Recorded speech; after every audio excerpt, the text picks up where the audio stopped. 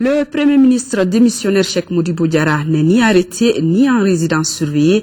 Les forces armées et de sécurité ont cependant le devoir d'assurer sa sécurité. Ce sont les propos du capitaine Amadou Aya Sanogo, le président du comité militaire de suivi de la réforme des forces armées et de sécurité, affirme par ailleurs ne pas du tout être contre une intervention extérieure pour libérer le nord du pays. Le capitaine Sanogo évoque ici les circonstances de la démission de Cheikh Modibo Diarra. Il est au micro de Yaya Konate. Ça n'a été qu'une suite logique à tout ce que nous avons prévu, bien sûr, pour la bonne marche de cette nation. Parce que souvenez-vous qu'au lendemain des événements du 22 mars, et nous avons fait assez de sessions et pour arriver à l'ossature actuelle qui, de notre point de vue et du point de vue de l'ensemble du peuple malien, j'espère bien, était quand même une voie plus rapide de sortie de crise. Et ce qui a donc amené la nomination de M. Cheikh Modibo Diarra comme Premier ministre du Mali. Mais il faut reconnaître que de nos jours, rien ne marchait, parce que le monsieur, au lieu d'être chef d'équipe quand même pour conduire, était presque le point de blocage, et pour diverses raisons. À savoir d'abord un Premier ministre qui n'a aucun égard pour d'abord le peuple, parce que quand il dit, c'est même pas qu'il remet une démission au besoin, ça c'est un. De deux, il ne reconnaît pas l'autorité du président de la République, dont nous, qui avons posé l'acte et qui l'avons choisi, reconnaissent toute l'autorité. Et au-delà de tout ça, un Premier ministre qui, en voyage de façon permanente, ne s'adresse à personne, ne rencontre à personne. Et ensuite, il faut voir que le blocage au niveau de l'équipe gouvernementale, qui ne dit pas son nom, parce que quand un Premier ministre est aussi ambitieux jusqu'à désigner, bien sûr, le dernier planton dans un service, et quand un Premier ministre qui, au moment de son choix, n'avait aucune ambition politique ou pour des élections quoi que ce soit, mais est en train d'étrangler tout le pays et à les pieds sous le frein et pour des ambitions personnelles démesurées, il fallait réellement agir au plus vite parce que ce pays-là n'a pas besoin de ça. Il faut reconnaître que ça fait des semaines et des semaines que ce même peuple m'envoie des délégations ici et pour venir réellement témoigner leur ras-le-bol pour diverses raisons. Et même hier seulement, quand les assises devraient se tenir, M. Cheikh Modibo Diarra était en partance pour Paris.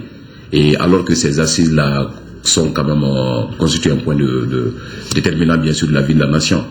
Et je pense bien qu'au-delà de tout ça, il fallait quand même s'associer bien sûr à tout ce peuple et pour essayer de prendre la bonne décision. En un mot, vous l'avez contraint à démissionner? On ne l'a pas contraint, on l'a facilité.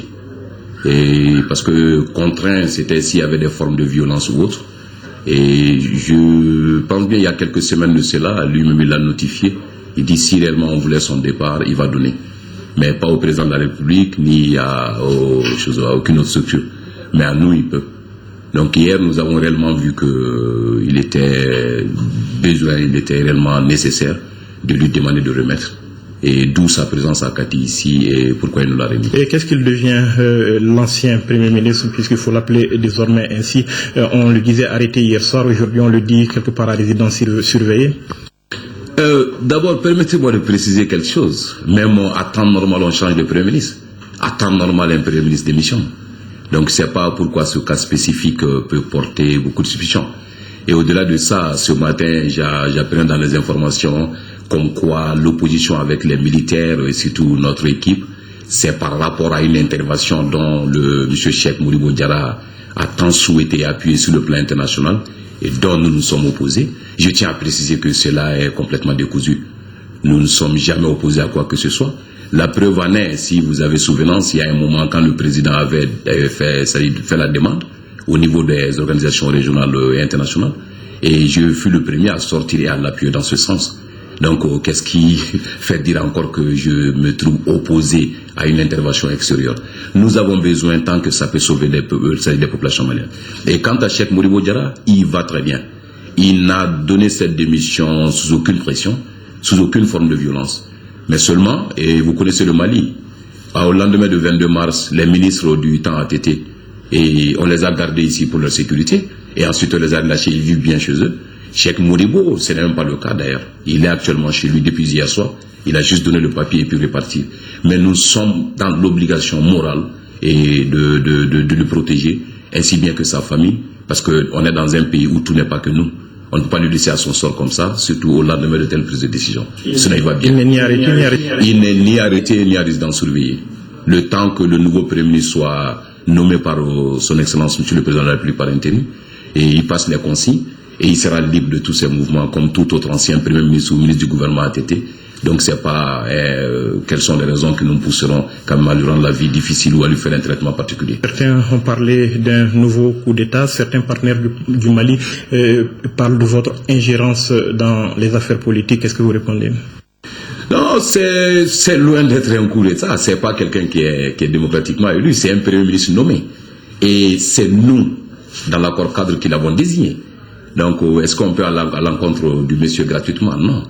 Et au-delà de tout ça, et nous rassurons le partenaire du Mali, l'État c'est une continuité. Le Premier ministre pouvait démissionner de lui-même, naturellement. Il pouvait être les choses changées par son Excellence Monsieur le Président de la République. Mais l'administration, quand même, c'est une continuité. Donc je pense que tout va bien et tout est acquis. Le nouveau Premier ministre rentrera bien sûr dans ses fonctions dès que le Président de la République le décidera. Il va faire l'équipe qui d'ailleurs même va être en majeure partie formée par l'ancienne équipe, parce qu'il faudrait réellement qu'il y ait une continuité aussi vite. Donc pour que rapidement, il parle des assises que le peuple malien et l'opinion internationale attendent, et ensuite faire une feuille de route, et finalement attendue par tous, pour que ce pays-là puisse démarrer, et que nous puissions rapidement faire face à notre mission. Est-ce à dire pour vous que l'événement ou l'incident, si on peut l'appeler ainsi, est sans incidence sur la transition? Aucunement. C'est changement d'un Premier ministre. Il reconduit les membres de l'ancienne équipe. Il en ajoute s'il veut. Tout qu'on fait cette décision revient encore au Président de la République. Et nous continuons notre mission. Parce que l'autre danger que je tenais réellement à préciser au-delà de ça, parce que quand un Premier ministre quand même est l'organisateur des marches de protestation, ou des marches, je ne sais pas de quelle nature dans une ville, quand un Premier ministre va jusqu'à payer les paisibles citoyens et pour sortir et pour sa cause, et pire, quand un Premier ministre arrive jusqu'à payer quand même des officiers, sous-officiers et puis militaires du rang des forces armées pour se lever et l'appuyer ou l'assister au cas où il devrait partir, je pense que là c'est dangereux. On a déjà un acquis, il y a la stabilité, et le Mali a déjà connu une avancée sur le plan national et international. Il suffit juste de combler par les deux actes, les assises et puis choisir une bonne feuille de route. Donc en un mot, il devenait réellement un danger pour ce pays. Et l'ossature existe, reste. Mais maintenant, le nouveau Premier ministre va reconduire une équipe et le Mali marche. Et pour terminer, quel rôle est-ce que vous entendez jouer pour le reste de la transition? Le reste de la transition, vous savez, c'est par décret que je suis président du comité militaire de suivi des réformes des forces armées et de défense et de sécurité, bien sûr. Et ça a été créé par loi. Il a été nommé par décret du président de la République actuelle. Je m'occupe pleinement de mes fonctions, nous sommes en plein là-dessus. Mais même là aussi, je ne vous l'apprends pas, de mars à maintenant, depuis la nomination de ce Premier ministre, il n'a posé aucun acte. Tout ce que le ministère de la Défense a demandé pour l'équipement ou assister les forces armées de sécurité, et il n'a pas fait mouche, soit disant que réellement, il n'y a rien ou tout est bloqué. Au moment peut-être où il se trouve quand même dans des hôtels luxe et consorts en Europe ou par-ci par-là. Donc moi je pense que c'est un peu une insulte vis-à-vis du peuple. Et personnellement, pour être très franc, je m'occupe bien de ma fonction, ça me va très bien. Mais même si demain le peuple malien, je dis bien le peuple malien, pour qui on a fait toute cette concession, ce peuple malien pour qui on a lâché beaucoup de choses, décidait que je joue un rôle autre que président du comité militaire, je vais m'assumer. Mais si tel n'est pas le cas, je m'occuperai bien de mes fonctions et je ne me plains pas. Ce que je peux ajouter à cela, et je tiens à le réaffirmer, et la situation actuelle du Mali est qu'on peut bel et bien avancer. Et nous avancerons. Et même au-delà du cas du Premier ministre, si d'aventure quelqu'un devrait essayer pour des ambitions personnelles démesurées et alourdir le système ou mettre un terme, je n'hésiterai pas une seule seconde à aider et assister M. le Président de la République et pour que celui-là ne soit pas réellement un goulot d'étranglement pour le Mali. On n'en a plus besoin. À votre arrivée, on parlait essentiellement de libération du Nord. Où est-ce qu'on en est aujourd'hui? Et effectivement, libération du Nord, c'est vrai, nous devons réformer et rééquiper cette armée pour deux raisons. Pas pour le Nord seulement, parce que l'armée a besoin. Mais je vous dis aussi que le point de blocage, c'était encore lui. On n'a pas demandé un équipement qu'il a entériné. On n'a pas demandé de moyens qu'il a donné. Et tout ce qu'on est parvenu à mettre sur place actuellement, c'est là, c'est vérifiable. Et c'est par les petits moyens qu'on a eu par-ci par-là pour essayer de remettre quand même l'existant à niveau. et sans quoi il n'a été d'aucune utilité dans ce domaine aussi.